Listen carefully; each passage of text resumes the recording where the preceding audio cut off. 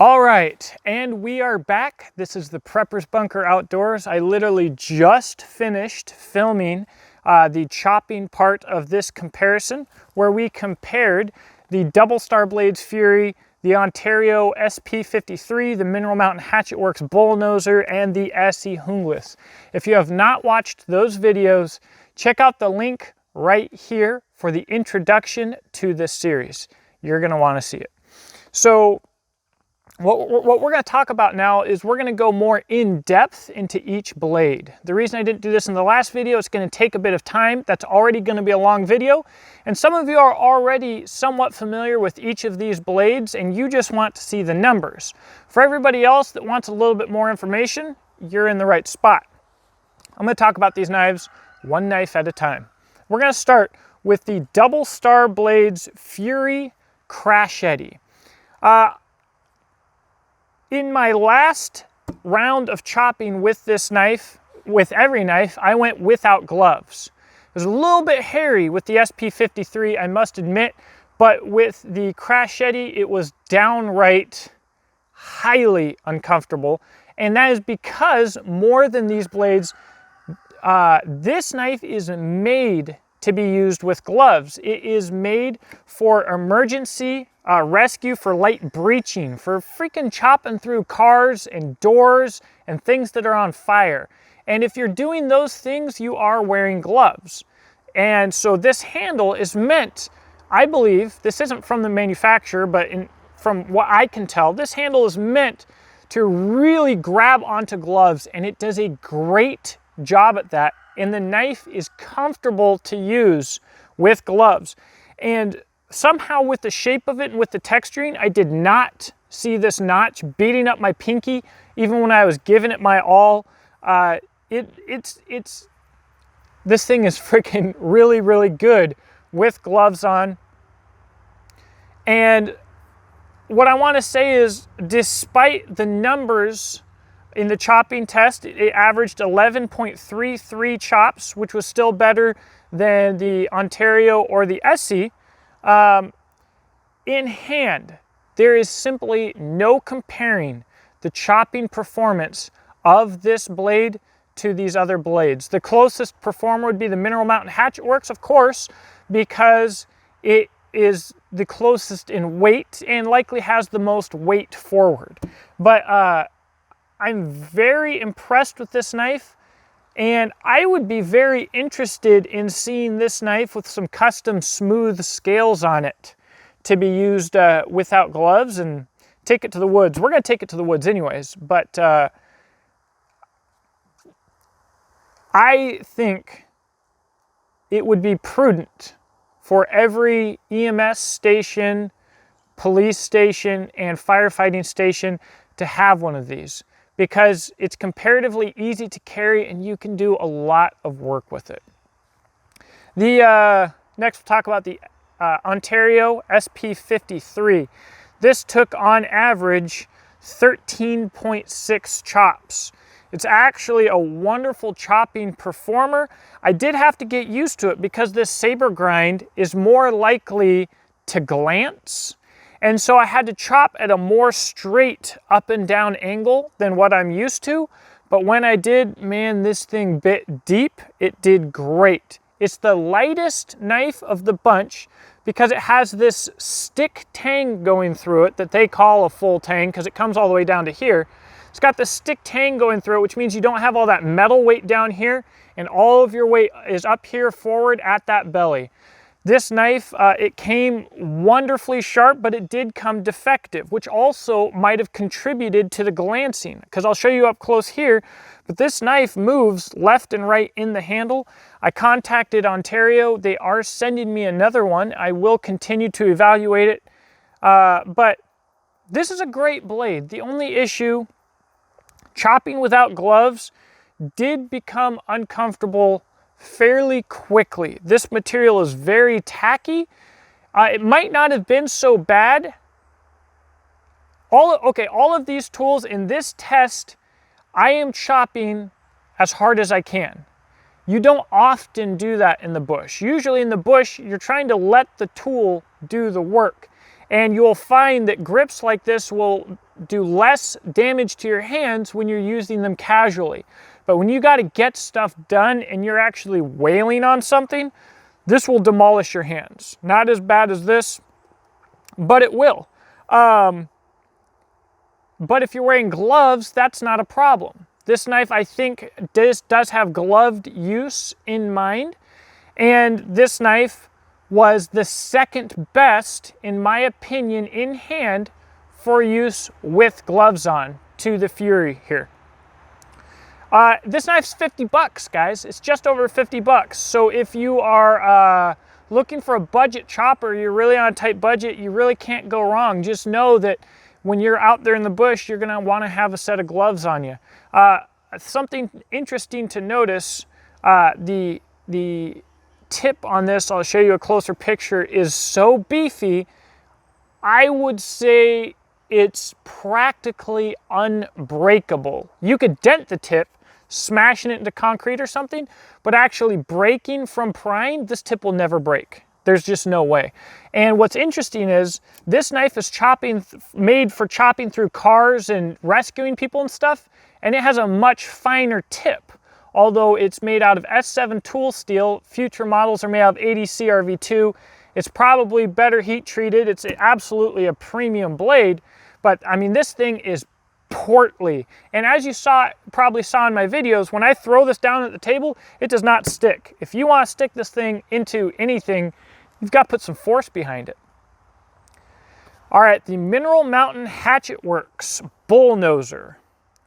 I will say that when I was chopping my hardest, I did get some pinky fatigue here, beating on my pinky, but not as bad as you would expect. It was not, you know, I hate to bring it up, but recently in a chopping video, I did the Shadow Tech Python, and it would beat the dog snot out of you. But the power of this blade, the weight distribution really, I think, helps let the blade do a lot of the work. So I was really wailing on it. Yeah, I got beat up a little bit, but it was not too bad. Not as bad as you would expect. I've cut down trees with this knife. I've really not had any issues. And at the end of the day, this thing chops so well with the weight distribution, the weight in general, and the length that you're not often going to have to wail on it as hard as you can, because it's just absolutely an efficient working tool. I'm going to be honest, straight off the bat, I love this knife. It's going to get some custom kydex, for sure, or at least custom leather. All right, and the venerable S.E. Hungles, really a lot of what this test means, or what this test, the value of this test is because of the S.E. Hungles, because these knives are all going to compare to the S.E. Hungles. This is the standard. Now, it had the worst chopping performance in this test. It's the second lightest knife at 22 ounces, so it's only about 1.5 ounces heavier than the SP53, but the weight is further back on the blade. It's not so weight forward, and you can feel that in hand. This doesn't feel like the heavy-duty woods chopping tool that these other knives do. It feels more similar to a knife or a machete, and it is kind of a machete hybrid. And I think when it comes to design, that this knife is the most refined. The S.E. Hungles got 18, 16, 16, 13, and 16 chops. When you take away the 18 and the 13, that leaves you with 16, 16, and 16. I find that when your numbers on chopping are all over the board, it's because there are small design elements that create variables that are hard to control and create inconsistency, because it's easier to do something wrong. You have a smaller sweet spot, you have a slightly uncomfortable spot on the handle, something that's more difficult for you to control. The S.E. Hungles does not have any of that. It had the most chopping comfort barehanded, easily. And did it finish last on chopping in the test? Yes. Would I take it into the bush last? Absolutely not. this knife is freaking awesome. And in some ways, it's awesome in ways that are going to be hard for me to show you on data. And that's one of the things that I hate about channels. Why I started doing YouTube is people would say a knife is great. And I'd be like, compared to what? Where's the data? What does that even mean?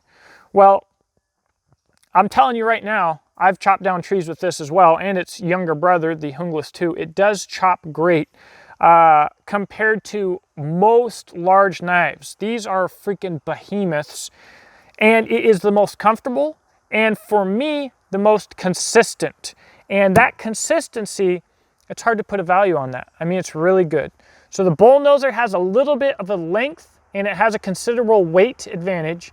The SP53 is actually lighter weight, but it has a weight distribution advantage, but a handle material disadvantage. And the Double Star Blades Fury Crash Eddy has a performance advantage for chopping that is huge. Now, when it comes to handle comfort, it's designed for something completely different. So why did I include it in the test? Well, this, I'm going to be honest, is a knife that I want to review. Bottom line, this thing is freaking really cool and I want to test it. But if I'm testing it and I want to tell you how good it chops or how good it performs, what am I going to compare it to? These are probably the best knives on the market that are readily available production knives that a lot of people will have experience with that I can compare the performance of this blade to. So for the Fury Crash Eddy, this was the best test to be in. For these other knives, it's in a completely different class and it's not really a direct comparison, but I still find the data to be useful, and we're gonna have some fun with this thing. Now, I'm sorry to say that both the Crash Eddy there and the Hungless are actually going to be leaving soon. I'm borrowing both of them. So the Hungless I've been using for like 2-3 years now. It's finally going to go home to its owner. The Crash Eddy, we're going to do a little bit more stuff with it and it's going to go home as well. These two will continue to be reviewed. The Bulldozer, I'm going to do another video on that and then it's going to disappear for a while because I'm probably going to send it out for some kydex because it absolutely deserves some good kydex. And hopefully my replacement from Ontario comes in pretty soon. I'm actually excited to test and modify this blade because the $50 price point means that a lot of you guys can get it in hand. Anyways, that's about all that I've got, guys. I want you to check out each of these manufacturers. If you have an Instagram, follow them. Certainly follow me. I'll also say that I'm currently doing a petition to Ontario Knife Company to have them bring back some iconic designs that didn't sell well enough.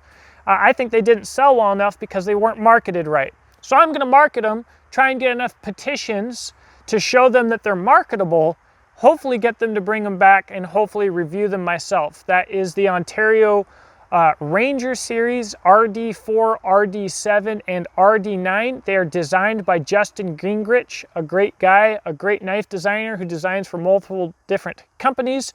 And for the budget full tang knife American market, I think that they are crucial. So that will be in the description box below. Please sign my petition.